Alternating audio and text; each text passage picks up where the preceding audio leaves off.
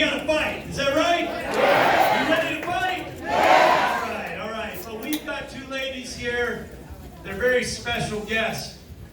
And they can show us a little bit about fighting.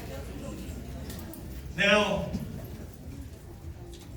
Sandra and Victorina, they were undocumented workers, housekeepers, and they worked for Donald Trump. What? What did I hear? Okay. We may need more coffee for this group. I don't know. So,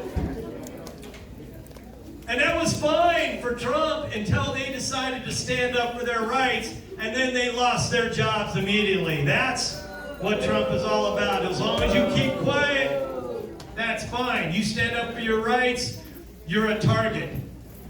But these ladies, they didn't care because they knew it was the right thing to do. They have their documentation now. And you know, when he delivered his State of the Union address in Congress last year, Victorina and Sandra, they were there.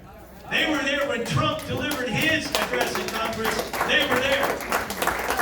And when he made his re-election announcement, Trump, in Orlando in June, guess who was there? Sandra and Victorina. They were there. And guess what? When we vote Trump out of office in November of 2020, guess who's going to be there? Sandra and Victorina. They're going to be there. It gives me so much pleasure, and I'm so proud of these strong women to introduce Sandra and Victorina. Come on up. Come on up, ladies. Let's get them the big union.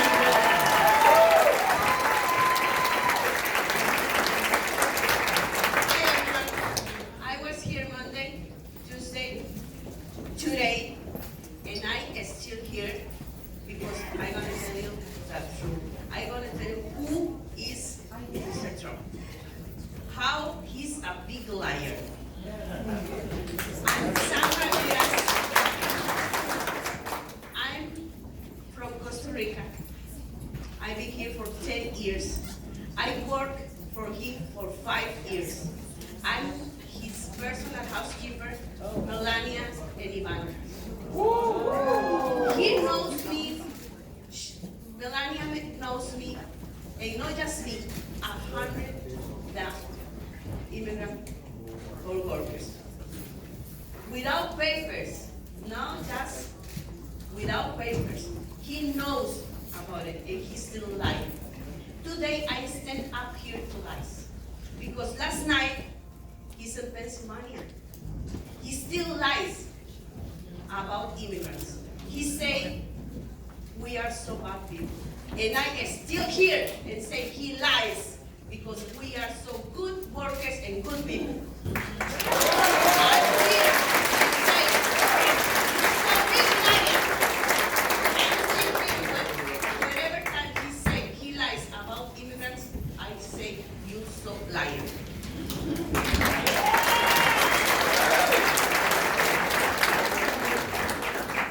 Buenos días, compañeros. Mi nombre es Victorina Morales. Soy de Guatemala. Good morning, my name is Victorina Morales and I am from Guatemala. Le trabajé por 5 años al presidente Donald Trump y a la hija Ivanka. I worked for 5 years for President Trump and his daughter Ivanka, Y a todos los de la Casa Blanca. and everyone at the White House. Él habla de todos los inmigrantes, que somos ladrones, violadores. Pero aquí estoy yo, como inmigrante, sin papeles, dando la cara, delante de él, que nosotros no somos así. He talks about immigrants saying they're thieves, they're rapists, but I am here showing my face, telling him that we are not who he says we are. Somos personas muy trabajadoras, luchadoras por nuestra familia, y aquí tengo una prueba que me dieron de la Casa Blanca de agradecimiento porque era buena trabajadora en la casa de él. We are hard workers, and here's proof. I got this from the White House to show how hard I worked. And I have no argument.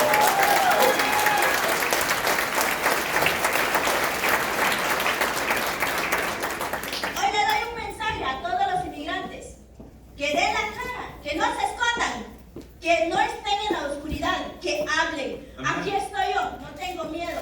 A message to immigrants others, do not be afraid. Show your face. Come out of the shadows. I am here. I am not afraid. All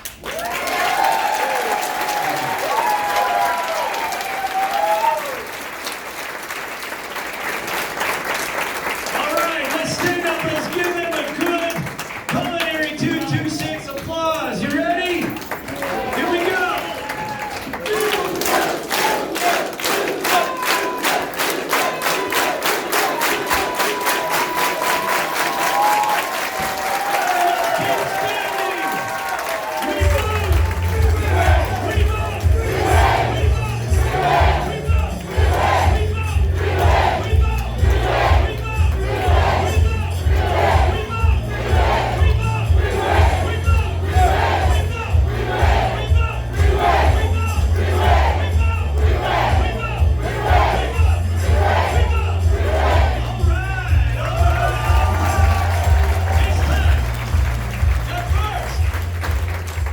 We got a tough woman here. We know who she is. She's a leader of our union. She knows how to fight. The leader of Culinary 226, Giacomo Guayo Clark.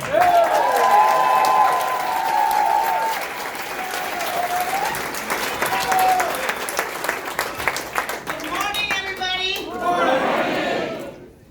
Welcome to the Unite Here Culinary Union 226. Guys, you know your job. We vote. We vote. We vote. We vote. We vote. We vote. We vote. We vote. We vote. We vote. We vote. We vote. We vote. Yes.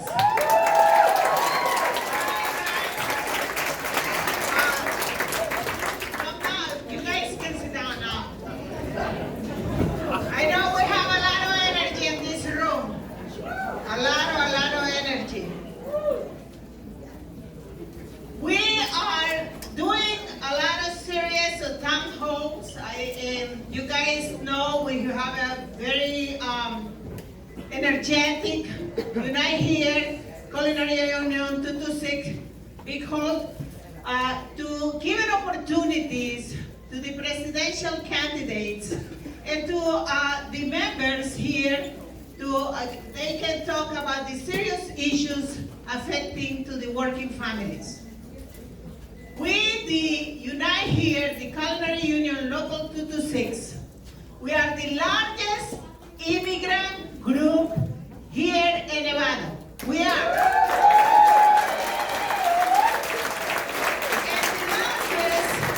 And the largest African American community too. And the largest Asian community too.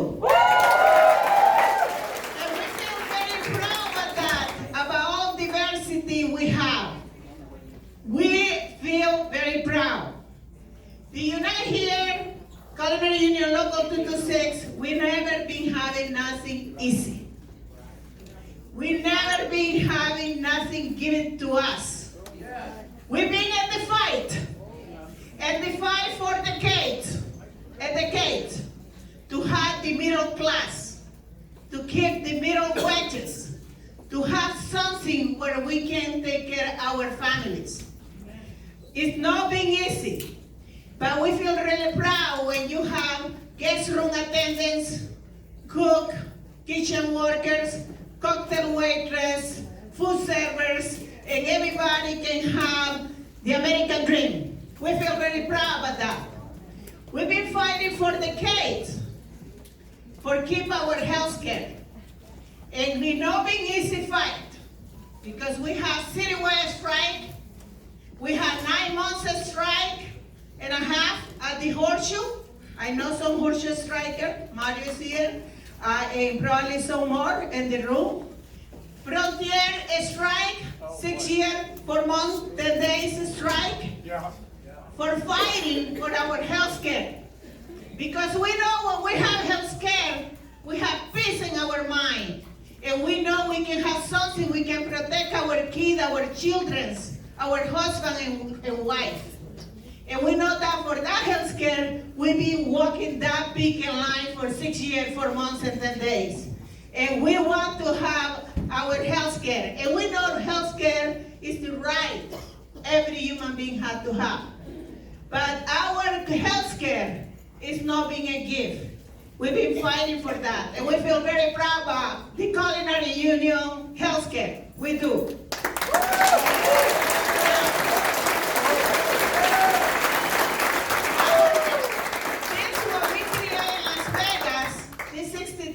Workers here with their families. We're all being at that fight, and we're being in every single day doing that because we want one day, you know, you have the middle class now and you have your health care, but you're dreaming to one day to retire and spending time and retire with dignity.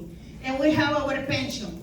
And we know with all that, people have opportunities in life and they can buy their homes, they can have better life. That's what we have in Las Vegas. And we're reflecting in the valley. It's not only us, because we provide more than that, more than jobs over here. Now, we know we have a president who is completely anti-immigrant. Completely anti-immigrant. And he attacked every person of color. And he attacked us. And his job is to divide. That's his job. He don't have heart for the human beings, and he don't know the word respect. He doesn't. And we need to work really hard to kick President Trump out in 2012.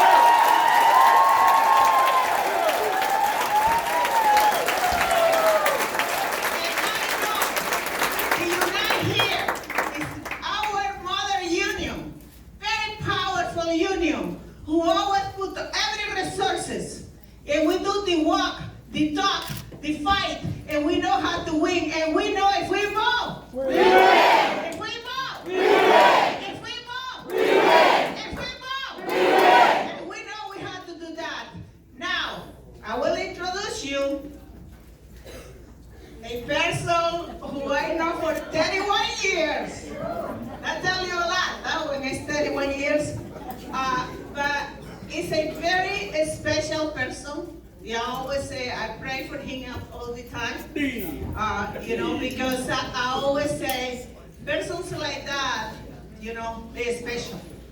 Come over here, you know, very young, dedicate his entire life, 38 years of his life, fighting every day for every human being have better life. For every person can change life and say, I have a life where I can give you the best things to my kid. And I know his dedication, his commitment, his courage, and his vision. And it's my honor to introduce you, my brother and my president of Unite Here, D. Taylor.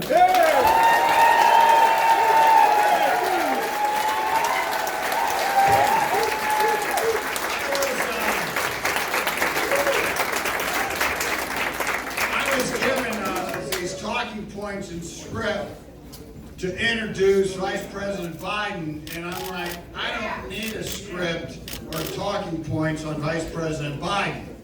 And the reason why I don't is this. Here are a few facts. Senator Biden was one of the keynote speakers at our union's convention in 1974.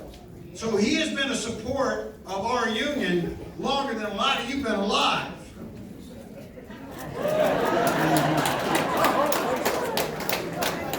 I wasn't even born in 74, so I don't even know about it. I heard about it.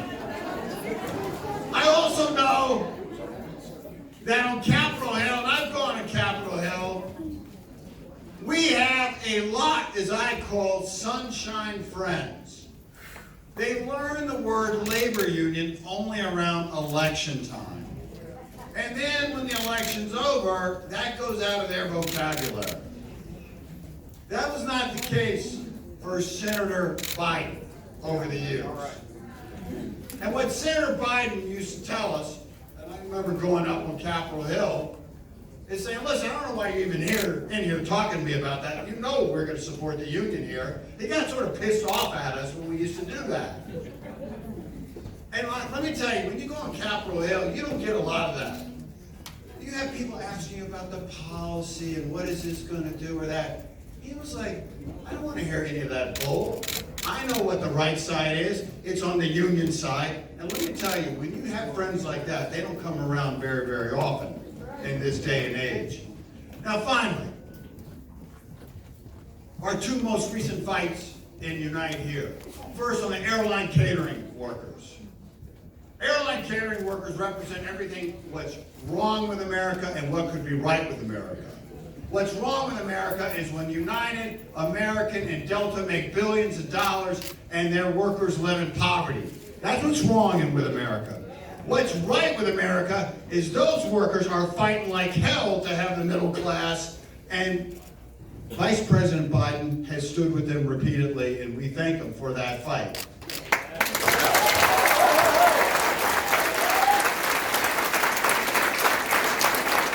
And then here in Las Vegas, you have billionaires named the Fertittas who aren't satisfied with their billions. You know, they used to say, oh, we just want to have a secret ballot election. Well, that's a bunch of bull crap. We've had secret ballot elections. We've kicked their ass, and they still won't negotiate in good faith. The person who has gone and reached out to Fertittas to do the right thing repeatedly has told them, hey, he's going to be on our side on the picket line if we have one, is Vice President Biden.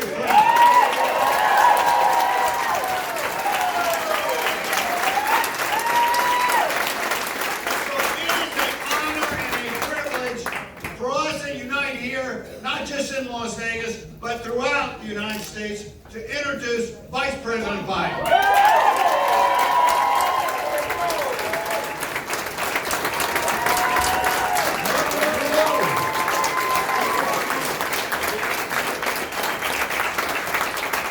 The household I was raised in, if you couldn't say the word union, you didn't eat. Almost not a joke. Folks, look, please have a seat. Don't stand for me. Folks, I want to thank your president, and I want to thank Dee for inviting me here. I have one of the proudest things. When I started, I was a 29-year-old kid coming from I guess you call it a modest background. 4 kids, grandpa, 3-bedroom, split-level home, safe neighborhood, but we didn't think we thought we were fine, but I guess we were technically not lower middle class. We didn't think of it that way. I was raised by an Irish Catholic mom and a grandfather and grandmother who you would have thought that they had just emigrated from Ireland yesterday. They have long memories, long memories.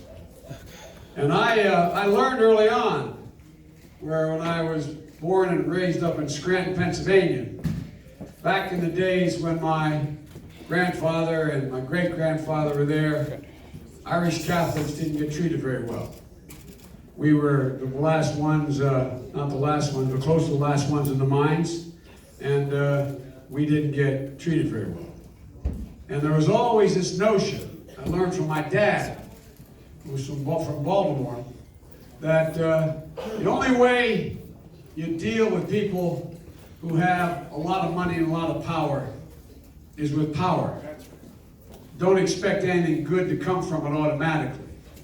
Don't expect that somehow they're going to, as they say in Southern Delaware, they're going to have an altar call. They're going to see the Lord and decide what's fair. But folks, things have gotten so bad over the last 30 years. When I got started, the union movement was a lot bigger. Close to 34% of all non-public employees were union members. It's down to 6. Because the very wealthy in corporate America declared war on labor. I made a speech to the AFL-CIO about 16 years ago in Washington, I said they declared war on you. And I think they thought I was exaggerating. But there used to be a basic bargain that if you contributed to the welfare of the outfit you worked with, whether it was a hotel, casino, whether it was an electric company, whatever it was, you got to share in the benefits. If they did well, you got a part of it. Your wages went up. The productivity, meaning business got better, they made more money, you made more money. From the end of World War II, all the way almost to 1980, productivity, business grew 92%. Wages grew 94%. But from that time on, business has grown 68%, but wages have only come up 8%. They don't think they have any obligation, generally speaking, to you all. Let me define what I mean by middle class. I know I'm called middle class Joe. It's not meant as a compliment. It means I'm not sophisticated. But I'm pretty damn sophisticated about who built America. No, really. Wall Street didn't build America. Y'all built America. Middle class built America. And unions, not labor, unions built the middle class. And guess what? Because of fighters like this, you're coming back. You're making progress. Maybe the worst and the best thing that have happened to us is Donald Trump. He's the worst thing, but here's what he did. He made it clear how we're all getting worked over, how there's no fairness out there. He starts off his campaign coming down a golden escalator saying, first thing to do is get rid of those Mexican rapists. Remember that? Yeah. Then he sets up a Muslim ban. Then he says we're about to be invaded, an invasion from Central America. We're going to pollute America. Folks, it's a simple proposition. It's real simple. And understand it well, because you underestimate the consequence you all have for America. The reason America is strong as they are, and I've told this to world leaders, and not a joke, is that simple proposition. The reason we're the most incredible nation in the world is because we are a nation of immigrants. Now let me explain why before you start clapping for yourselves. The reason is we've been able to cherry pick the best from every continent in the world. Let me explain what I mean by that. Whether it's my great-grandfather, great-great-grandfather got on a coffin ship in the Irish Sea because the Brits were starving them to death, not knowing whether ever see his family again, not knowing whether he was going to make it, or whether somebody in Guadalajara sitting around a hand-hewn table today saying, I got a great idea. Let's sell everything we have. Let's go out and give it to. Let's go out and give it to a coyote. And they'll take us across the border, a place they don't want us. And they'll drop us in the desert. Won't that be fun? Y'all don't leave because you want to leave. You leave because you have no alternative. But also because you have resolve. You're optimistic. You're resilient. You know how to fight. Not a joke. I'm being deadly earnest. Now, it's not just in the hemisphere. It's not just Latinos. It's across the board. Everywhere in the world where people have made the effort, risked their lives to come here, are the reason why we're who we are. That's how we are the most incredible nation in the history of the world. And America is built on an idea. You can't define Americans based on what their background is. You can't define American for me, other than an idea. And the idea, people don't even use the exact language, but think what it is. We hold these truths to be self-evident, that all men and women are created equal. Endowed by their Creator with certain inalienable rights. Are we the people, in order to form a more perfect union, do the following. No other nation in the world is organized on a principle. It's bigger, stronger, more resilient than any army in the world, wider than any ocean. It's why we're who we are. And we've got to fight back now. We got to fight back. And folks, I know I'm not supposed to talk this long, so I'll stop. Because I want to hear your question. Here's the deal, guys. For me, when you talk about labor, it gets down to a simple proposition. Pure fairness. I'm not asking you anything, just give me a shot. That was my dad when he lost his job, the coal mines closed in Scranton, and he had to leave. All he said was, just give me a shot. Just a shot. Give me an even playing field. I'm not asking for anything. But don't get in my way. Don't block me. Don't try to stop me. The other piece of this is, you think about it. We are people who, in fact, not only don't ask for them, you just said, treat me with some dignity. When you look at me like I'm your equal. Amen.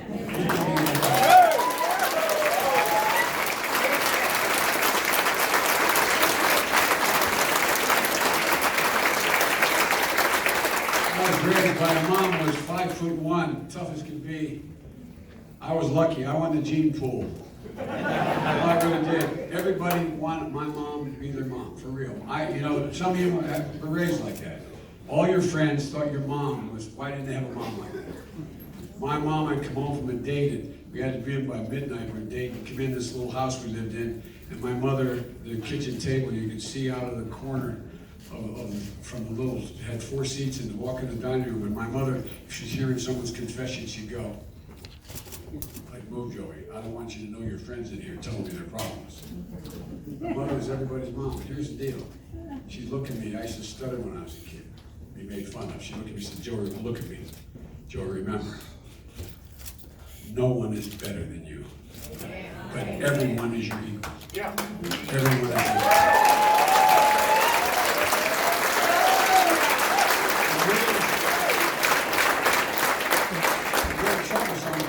But I want to tell you, just be straight up. If I'm your president, with me it starts here in my gut, goes to my heart, and then I articulate it. I don't trust people who, in fact, stay with me if it starts here and doesn't ever work its way down to the heart. So, folks, I promise you one thing.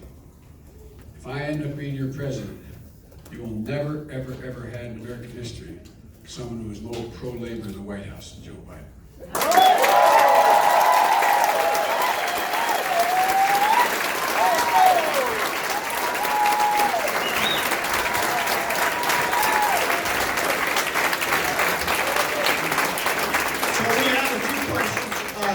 President Biden. We'll start with Chad, who is a cook at Margaritaville on the Strip. By the way, Chad has a shirt that says defeat Trump. That was from the 2016 election. I think we got to say defeat Trump this time. By the way, I can't cook worth a damn, but I can wash dishes. I don't know how to do that. Vice President Biden, I'm Chad Hanover, and I work at Margaritaville as a cook. And earlier this year, my wife ended up in the hospital for 3 days, and it was extremely scary situation.